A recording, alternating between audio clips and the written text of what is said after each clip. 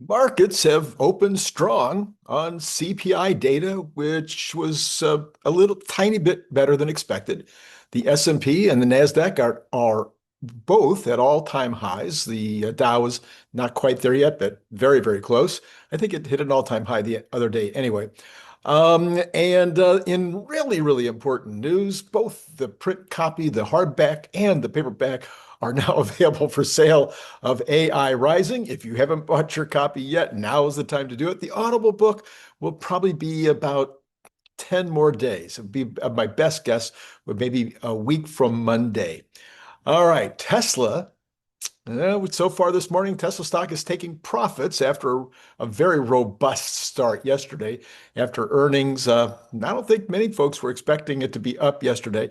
It's down a little today. I'm suspecting we may see green before the end of the day because there's no bad news or other reason I can see other than profit taking.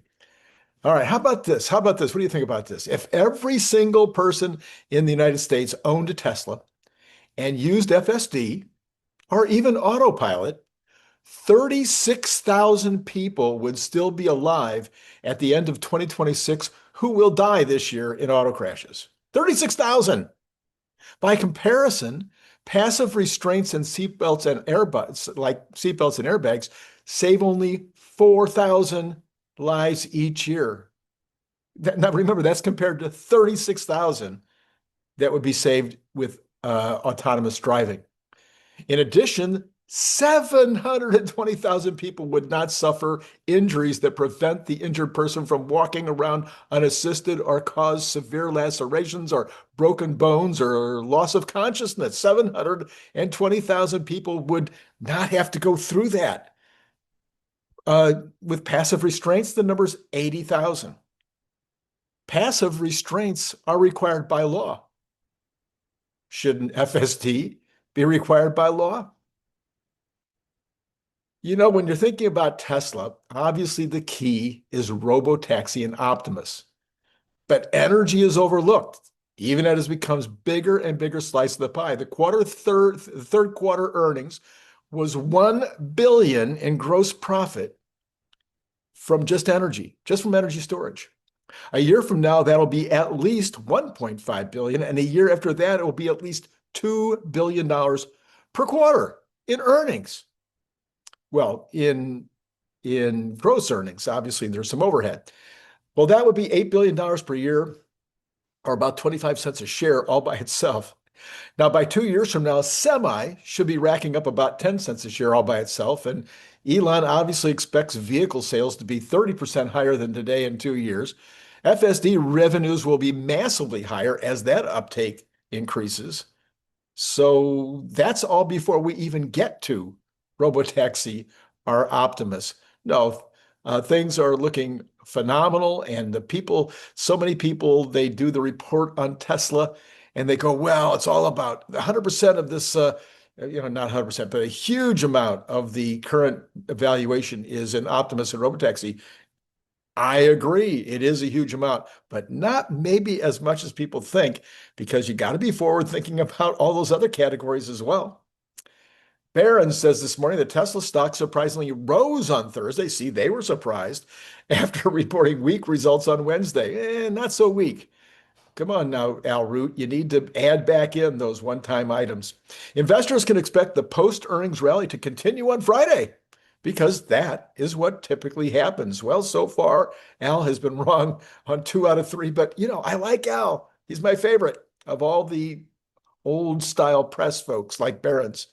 The electric vehicle maker shares opened lower on Thursday and traded as low as 413.90 yesterday after reporting third quarter earnings, but they ended up, of course, very, very well at 448.98 by the end of the day. Shares of the Elon Musk traded company were down 0.5% this morning, as we'll see in a minute. S&P, anyway, they could be close to the lows of the day. That's what Al Root's saying. Tesla always reports after the close of trading, so earnings reactions are one day following the report. Over the past 3 years, Tesla stock has moved about 9% up or down after reported earnings. Shares rose half of the time and fell half of the time. But as I reported last week, which nobody else reports, because you see, now that I've got Brock, I am doing original reporting that you're not going to see anywhere else. And that original reporting says that a week later, Tesla is up about 2.5%. So let's see what it is a week from today. Now, it's on average. Remember, if you listen to that reporting, it's been as low as 14 negative and as high as 25% positive. So 2.5 is just kind of an average. Anyway, he says the next day, however, Tesla stock rose 10 times and fell twice. Shares are more likely to go up.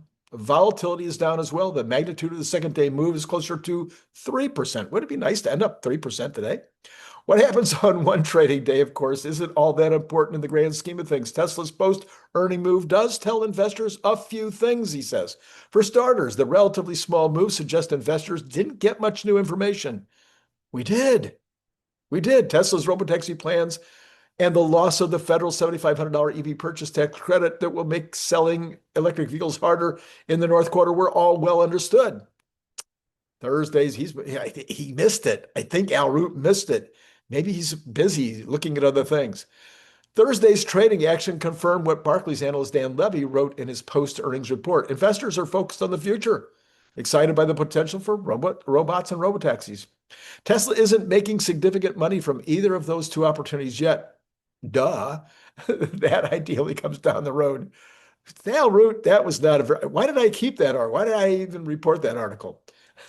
So, through Thursday's trading, Tesla stock was up 11% so far this year and about 72% over the past 12 months. Well, Tesla Larry, we know he's going to give us some wisdom. So he says this morning, Morgan Stanley's Adam Jonas, he who cannot operate a call, can operate his call in on a conference call. He was the one that they had to ask 3 times to be able to figure out how to speak to them.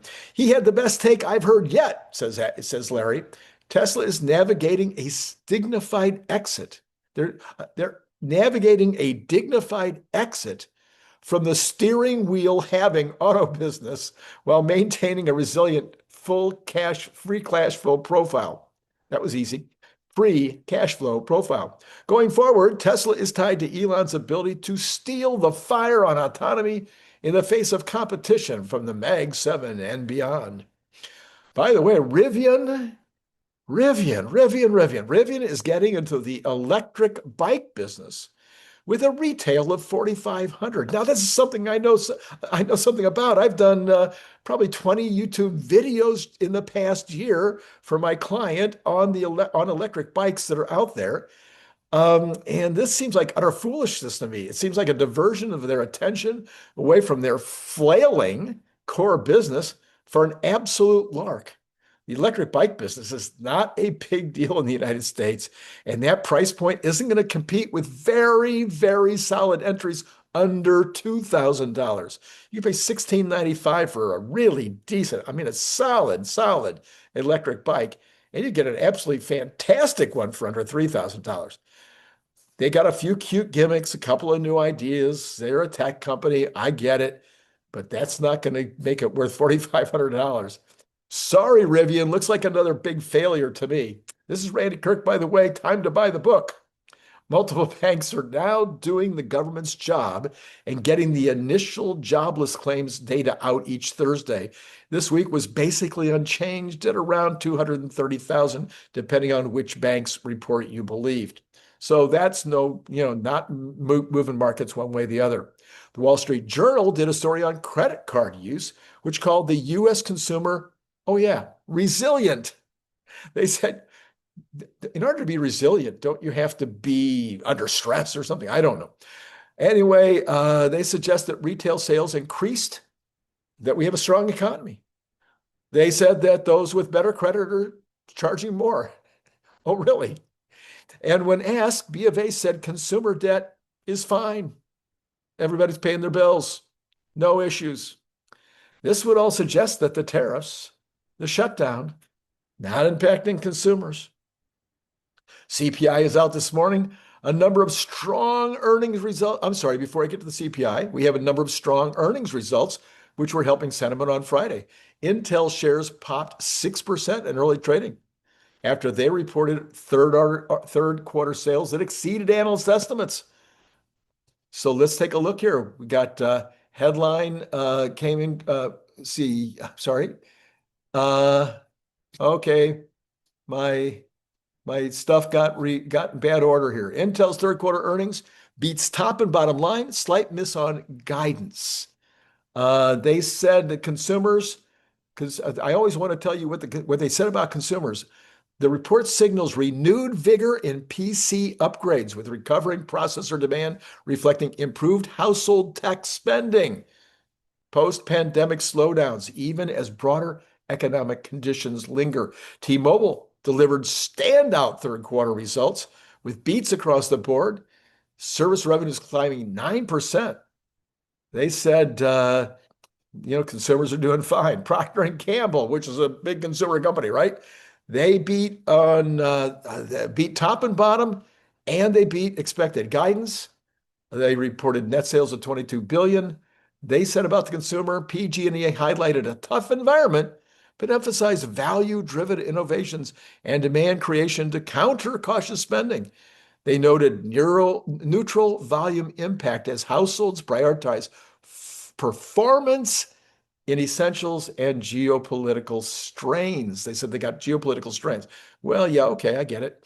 And then HCA Healthcare's third quarter 2025 report out on October 24th. They beat estimates with revenues of $19 billion, up 9.6%, and EPS was a beat. Everything was a beat.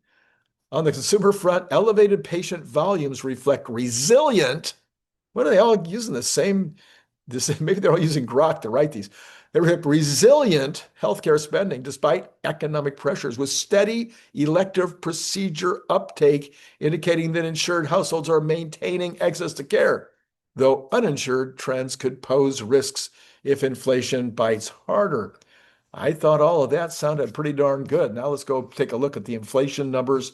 And this is inflation information. This is CPI information. You're not going to get anyplace else. Because why? Because Grok helped out. Number one, headline inflation came in cooler than expected. The consumer price index came in at 0.3% month over month and 3% year over year, missing economists' forecasts of 0.4 and 3.1. This marked a slight uptick from August's 2.9, but was the highest annual rate since January, but they're wrong. Anyway, core inflation also softened. Excluding food and energy, core CPI increased just 0.2% month over month. Now that one I believe. And 3% year over year. That one is more believable, but still high. Below projections of 0.3% month over month and 3.1% year over year, signaling moderated underlying price pressures after 2 straight months of gains. Gasoline drove the headline surge. Now, listen to this. Energy prices jumped 1.5 month over month, 1.5, led by a 4.1% spike in gasoline, which alone accounted for about 38% of the monthly headline increase. However, annual gasoline prices fell 0.5% year over year, tempering the broad energy trend. And gasoline is down sharply, as is oil. Now, natural gas is up a little, but not that much. Shelter costs show signs of cooling. A key CPI component, shelter, rose only 0.2% month over month, 3.6% year over year. But owner's equivalent rent, that's how they value your house, climbed only 0.1% month over month. And that's the smallest monthly gain in over 4 years, reflecting lagging effects from softening rental markets and higher vacancies. So there you go. Food inflation remains steady. Food prices edged up 0.2% month over month. Food at home was up 0.3%, but food away from home was only up 0.1%. Core goods up slightly, excluding food and energy. Goods rose 0.2% month over month and only 1.5% year over year, the fourth straight month of at least 0.2% month over month gains, with apparel leading that. But guess what? Those goods, that's where the tariffs are supposed to be. I don't know. It doesn't look like we got a big tariff problem to me. Services, ex-housing stay sticky. So services have nothing to do with tariffs. This is where your stickiness is. Stickiness in gasoline, stickiness last month, which will be down the next month, stickiness a little bit in household, the price of shelter, Services ex housing stay sticky. Core services, excluding housing, increased 0.35% month over month and 3.2 year over year, above pre-pandemic levels. Medical care was not bad. Motor vehicle insurance dipped. Well, that's finally. Tariff impacts muted so far. President Trump's tariffs on imports like pharmaceuticals, heavy trucks, and home goods showed limited pass-through, with apparel and durable goods up modestly, 0.7 and 0.3. Analysts note companies are shifting sources to lower tariff countries, potentially causing one-off rather than persistent inflation. Now, who would have guessed? I don't know how. I think only on this channel. I think only here, not in the mainstream media, not on any other of the Tesla channels. I think this is the only place that was telling you that the tariff situation was not going to be a big deal. Markets rally on dovish data. Equity futures climbed. Let's see. The dollar weekend post odds of a 25 basis point Fed cut are now at 99%. And finally, the shutdown delay. The report was delayed by the federal government shutdown, but released urgently for Social Security cost of. Oh, that's why they released it, because they need the COLA for the for my check. It looks like my check is going to go up about 2.7%, they say. Top 5 earnings reports from October. I did that already. I told you, got things out of order this morning. I don't know what happened there. Let's see here. We've got 2 more reports here. The Flash U.S. manufacturing and Flash U.S. Services. U.S. business activity growth accelerated in October to the second fastest so far this year, according to the early Flash PMI data. This is accompanied by the largest rise in new business seen in 2025 to date. Improvements in output and new work were recorded in manufacturing and services, though both sectors signaled falling exports. Factories also reported falling input buying. In other words, the prices of their input is falling amid a steep drop in backlog of work and its unprecedented buildup of unsold stock. Meanwhile, while employment growth picked up, While employment growth picked up, the pace of job creation remained only modest and weakened, especially in manufacturing. Job growth was also limited by a worsening of business confidence, which principally reflected ongoing concerns over the impact of government policies such as tariffs, which we just explained is a nothing burger. Sentiment was supported, however, by lower interest rates. So lower interest rates are helping sentiment. Prices charged for goods and services rose at the slowest rate since April, but firms' costs continued to increase sharply, attributed to the impact of tariffs alongside upward wage pressures. Yeah, the wage pressures are probably a bigger deal than the tariffs. Consumer sentiment came out today. You know, the report that I don't take much credence in, but let's hear what they had to say. It was little change this month, slipping a scant 1.5 index points from September. A modest increase in sentiment among younger consumers was offset by decreases among middle-aged and us old folks. But the old folks, for some reason, the folks over 65 have lost their minds. But it's probably true. Current personal finances inched up while unexpected personal finances receded. Overall, consumers perceive few material changes in economic circumstances compared to last month. Inflation and high prices remain at the forefront of consumers' mind. There was little evidence this month that consumers connect the federal government shutdown to the economy at all. Only about 2% spontaneously referred to the shutdown. So you can see nobody cares about the shutdown. POTUS this morning is at 47%. That's his low. That's usually low. Then he bounces up. We'll see. Trueflation this morning. Now, this is the real numbers. They are up a little bit today, but remember, every day it just bounces around a little bit. So U.S. inflation index 2.3. Goods actually up a lot, 2.44. That was, I think, 2.14 yesterday. The core, 2.15. Services at 2.21, and the PCE at 2.41. Sounds pretty good to me if you are interested in my opinion, which maybe you are. Okay, Tesla down 1.6 right now at 441.78. You got the Dow up 0.82. That would be getting closer and closer to its all-time high. You got NASDAQ at 1.11 and S&P up 0.81. So all of that is looking super good. All of the Magnificent Seven are up nicely, and all of the Cathie Woods are up nicely. Everybody's up except Tesla, but Tesla was up really strongly yesterday. So it's not totally surprising today to see that. Okay, what do we got? The bonds. How are the bonds reacting to all this? We are still under 4, although from time to time this morning it's been slightly over 4, slightly under 4. But right at this exact moment, we're up 0.8 of 1 basis point at 3,997. We have got oil slightly up this morning at 25 cents at $62, and natural gas down 3.38% to $3.23. We got gold down the same amount, $3.30. But that means we're at 4,141, kind of, again, in that middle of the 4,000 to 4,400. Silver down 0.22% this morning at 48.59, and copper down 0.2 at $5.10. We got the dollar down a little bit this morning, and we've got Bitcoin down a little bit this morning, 442 to 109,972.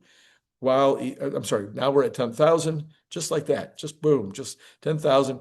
And I'm sorry, 110,000. Yeah, I know. Ethereum up 0.106% this morning. Interesting. While the Bitcoin is down, Ethereum's up 3,903. All right, those are the numbers. What do we got? We got yesterday night, we had Bradford Ferguson, which interestingly, you did not watch in great numbers. I mean, it's good. It wasn't bad, but it could be better. So go back and check that one out. I'll put that card up there. Now, Cern was also on last night, and I put him up accidentally because I was watching football and I lost track. And I put it up late, and man, it was still dead killer. So I'll put both cards up. Maybe you want to go watch that Cern if you didn't already watch it, because it was, both of those reports were outstanding, in my opinion. Later on today, Larry Goldberg, followed by maybe another Cern or maybe a special by me. I'm not 100% sure. Tomorrow we'll have Phil Beisel and or Cern if we don't do Cern tonight. Other things probably come, maybe almost certainly Brian Wang this weekend. He's trying to slide it in, get at least one report in this weekend. So it'll be a great weekend. We'll have a lot of fun. So I look forward to seeing you over the weekend. And shall I go back? Okay. Oh, buy the book. Out now, print. It's time to get it. Don't forget to do a review for me. If you get the book and read it, even if you read part of it, please give us a review. All right. Actually, see, I shouldn't have looked. We're now down 2% at 439. All right. That's all I got for you right now. Let me get on and get this up so you can all check it out. It's been great talking.